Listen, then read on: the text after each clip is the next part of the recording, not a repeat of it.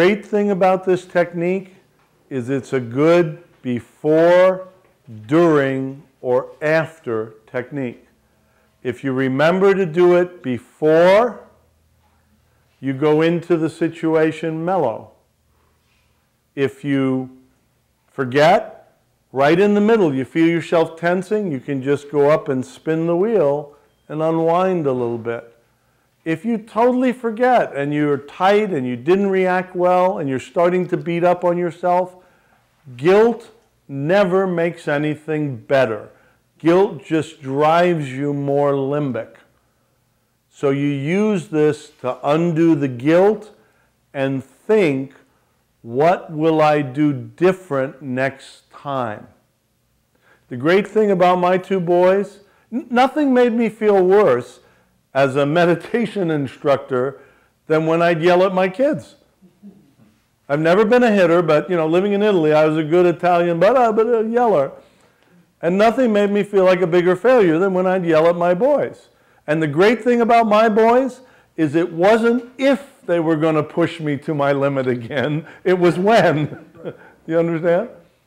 And by the way, everything's recorded, and that's not an airy-fairy psychobabble. That's science.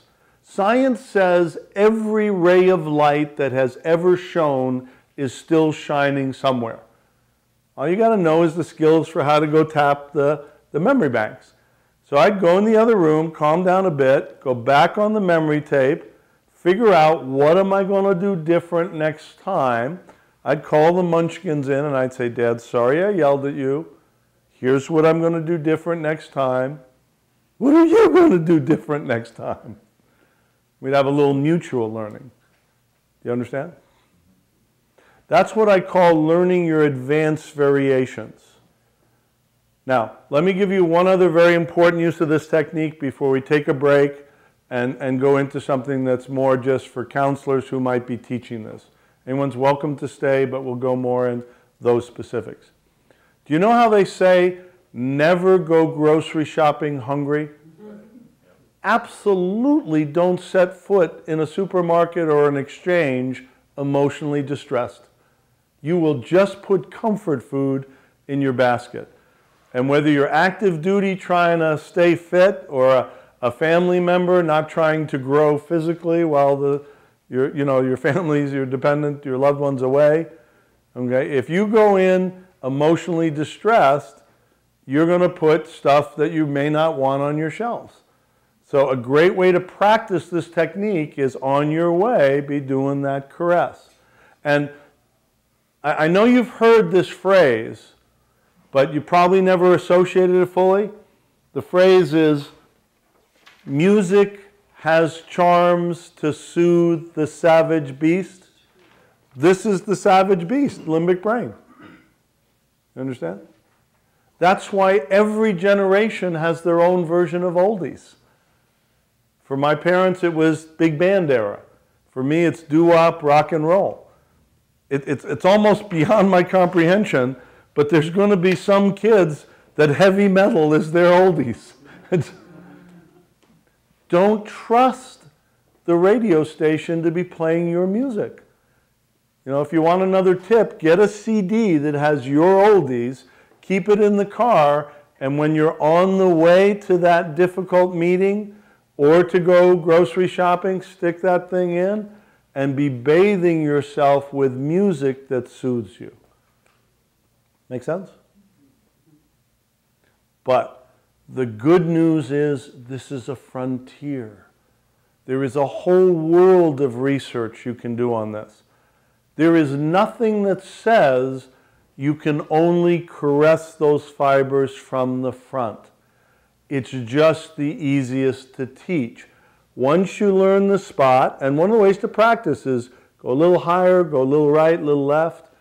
Once you learn the spot, you can also come from behind. I find a lot of times when I'm dealing with angers, it's almost like I want to come up with a Kundalini meditation and caress forward. Some people who have a spiritual belief feel that if you caress from the top down, you're coming from that soul level with soul energy, infusing that into the body, caressing the fibers, and pulling yourself back up to a soul perspective. And my foundation is completely non-religious. We're a 501c3 nonprofit public ed. I could have founded it as a religion and then I wouldn't have to do that 30-page 990 every year, but I specifically wanted it non-denominational, you know.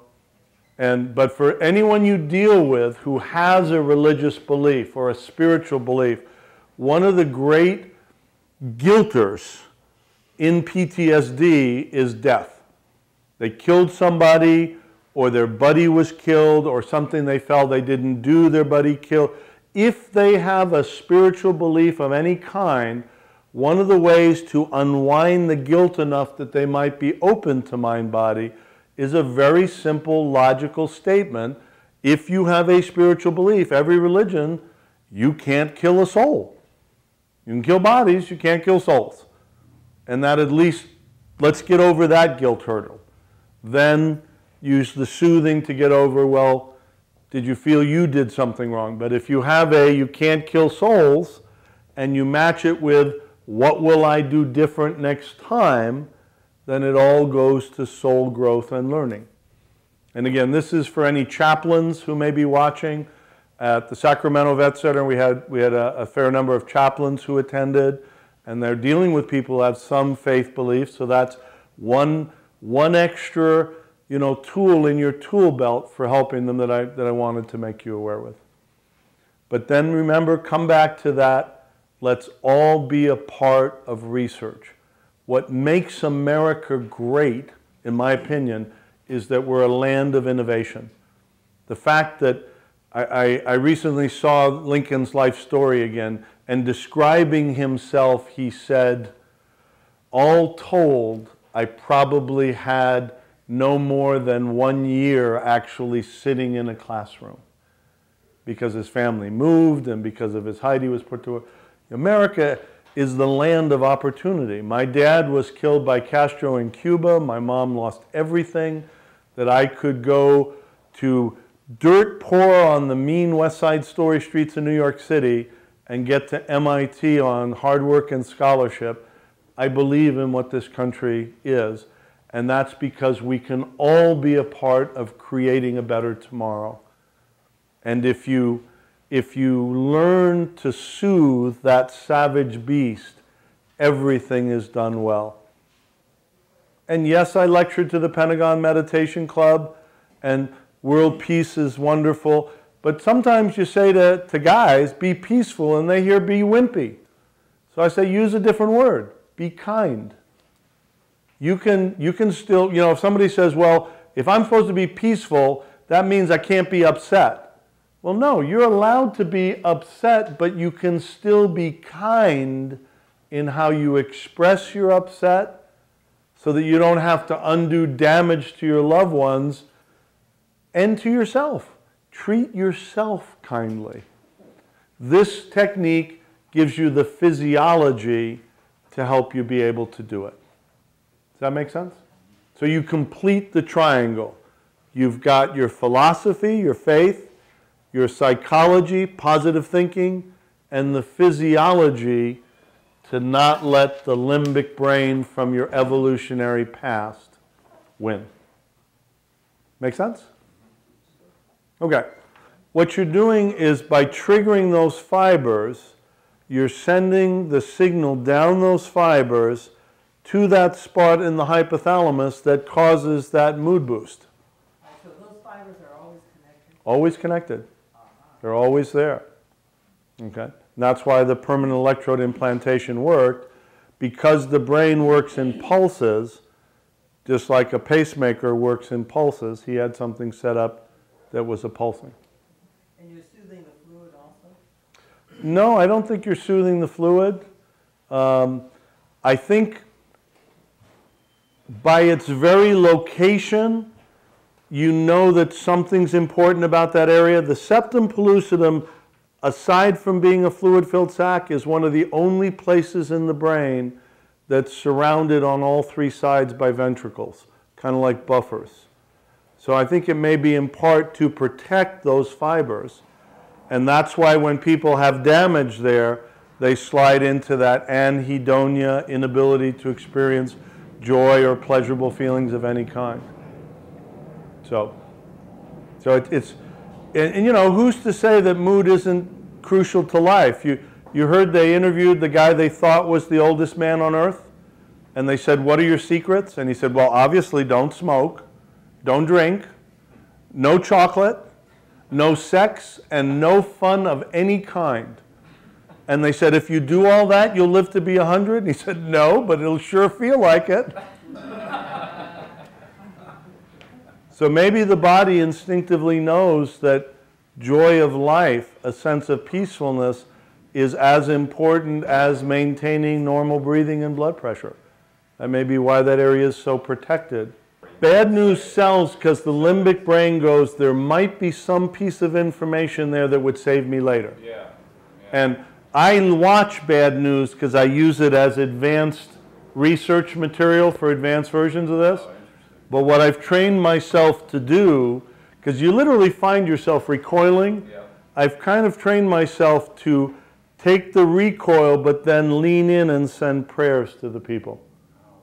I'll pick, you know, I'm a physicist, you know, more by bent. It's not my degree, but we know thoughts can affect things. That's part of quantum physics. So I'll see the people, you know, sandbagging, and I'll send energy to help support their backs or to their minds. You lost your house, but you still have your family. Don't let the scenery be more, you understand? That's interesting. But I do get tired of seeing the same thing. And I know we shouldn't get into politics, but I'm sorry, we missed it with the stimulus. We should have built a giant pipeline from the Fargo, North Dakota floods to the Arizona drought and the California fires. I'm tired of seeing sandbagging in Fargo, North Dakota every year. But that's what they do, is they go from that to hurricane to earthquake to, and It's a cycle. right. And it's almost like being bombarded, and how that can keep us on edge. This is where we have to, instead of outer technology giving us better machines and energy sources, that's why I call this inner technology, creating a mental revolution for quality of life. And thank you, because this reminds me, sleep tight, we do. Remember, my challenge isn't getting you to learn this, it's thinking about when to practice. If you have a high-stress job, do this as you're going to bed. Don't take this to bed. It is not stress and tension that kills people. You need a certain amount of stress for the body to stay vital. That's why astronauts cannot stay on the International Space Station forever. Without the stress of gravity, they lose muscle mass and bone density. What kills people is tension retention. You get wound and you don't unwind before the straw breaks the camel's back. You understand? And that's why so many of our vets, they're having to be tight. Our active duty military, they're having to be, and then they get those brief rest periods, and it takes so long to unwind that they don't get the full sleep cycle. And by the way, let me just say, sleep deprivation makes everything worse. When you are severely sleep deprived, no mind-body technique will overcome that. Get sleep. At least get the 20-minute nap or the full hour-and-a-half REM cycle nap. But if you've only got an hour and a half, you don't want to spend 30 minutes of it unwinding, because then you'll only sleep. When you only sleep for an hour, you don't get the full REM cycle, that's when you wake up and you feel lousy. Or if you can only get the 20-minute nap, but 15 of it is trying to unwind, when you can do something like this, and trust me, when you practice, you can start triggering the effect in 3, 4, 5, maybe 10 seconds. And then you can go right into rest mode and come back on shift if you're in that type of environment. Or, hey, there is nothing more difficult than raising kids. 1 is 1, 2 is 20. You understand? So parents, dependents, when they get to multiple kids, they have no pockets of time. When you get that moment when they're both asleep or doing something, you need those 10 minutes or the 20-minute, do this to soothe. That's why I've tried to make all of this as usable as quick, so it's adaptable to the field, whether that field is Afghanistan, Iraq, or the home front of raising kids. Make sense? All right. Thank you for letting me share with you today.